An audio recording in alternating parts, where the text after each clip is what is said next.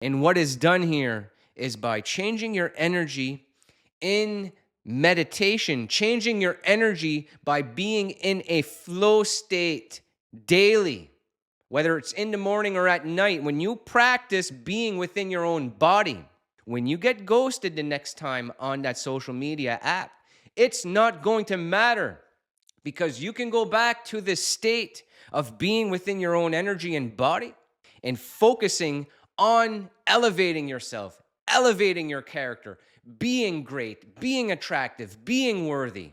Who creates that person? Is it the person on the outside that's ghosting you right now and not texting? No.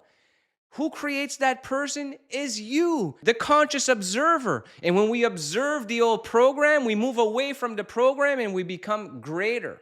And when we become greater and detach from particular results with other people, we then attract to us, because the polarities have changed from the person that was attached to a result that needed certain things to letting go of those things, being good here and now, and allowing them their boundaries, because everyone should have boundaries, not just you, not just them, everyone.